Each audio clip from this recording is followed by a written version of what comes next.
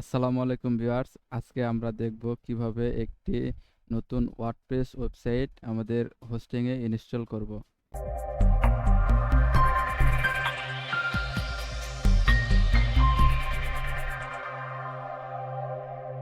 আমরা আমাদের হোস্টিং থেকে সি প্যানেলে লগ ইন করে নিব। আমাদের সি প্যানেল চলে এসছে। এখান থেকে আমরা যাব ওয়ার্ডপ্রেস ম্যানেজার বাই সফটাকুলাস। এখানে আমাদের অলরেডি একটি ডোমেইন অ্যাড করা আছে। আমরা নতুন একটি ওয়ার্ডপ্রেস ইনস্টল করব, সেই জন্য আমরা ইনস্টলে ক্লিক করব।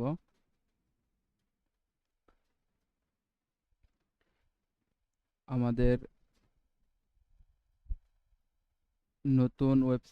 আমাদের নতুন ডোমেইনটি হবে matrixmap.com। আমাদের SSL আর HTTPS আমাদের এখানে কোনো ডাইরেক্টরি থাকবে না, এটা রুট ডাইরেক্টরিতে ইনস্টল হবে এবং এখানে আমরা সিলেক্ট করব ওয়ার্ডপ্রেসের latest ভার্সনটি।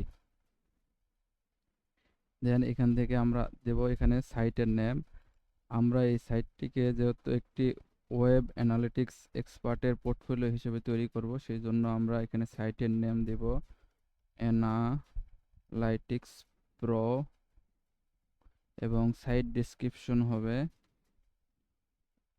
Web analytics and conversion tracking setup.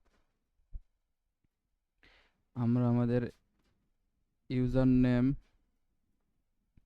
দিব অ্যানালাইটিক্স এবং পাসওয়ার্ড দেব।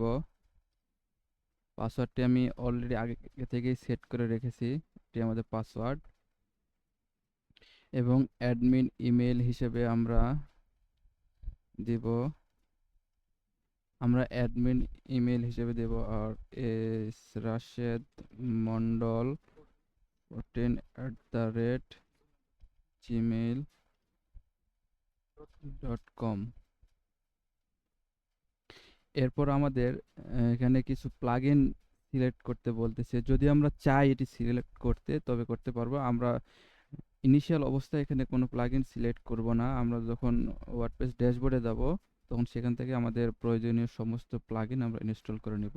আমরা এখন দেখি অ্যাডভান্স অপশনে কি আছে। এখানে আমাদের কোনো কিছু করার নাই, এটা ডিফল্টভাবে যা আছে তাই থাকবে। এবং সিলেক্ট থিম, আমরা এখানে কোনো থিমও সিলেক্ট করতে চাচ্ছি না। আমরা ড্যাশবোর্ড থেকে আমাদের থিমটি সিলেক্ট করব। এখানে একটি ইমেল চাচ্ছে যে যদি কোনো ইনস্টলেশনের যে কোনো ধরনের ইনফরমেশনের জন্য যে ইমেলে তারা নোটিফিকেশন দেবে, সেই জন্য আমরা একটি ইমেল দেব। এখানে আমাদের সেম ইমেলটি দেব, অ্যাডমিন ইমেল।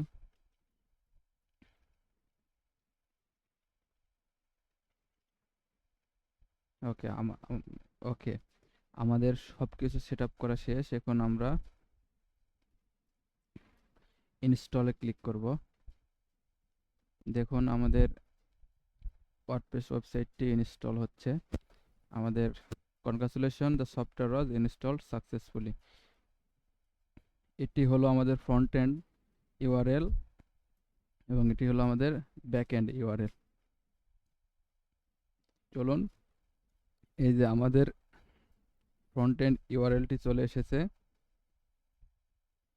আমাদের ওয়েবসাইট ইনিশিয়াল অবস্থায় এবং আমাদের হলো ড্যাশবোর্ড। সো আজকের ভিডিও এই পর্যন্ত। আপনারা দেখলেন কিভাবে একটি নতুন ওয়ার্ডপ্রেস ওয়েবসাইট ইনস্টল করতে হয়। ধন্যবাদ সবাইকে।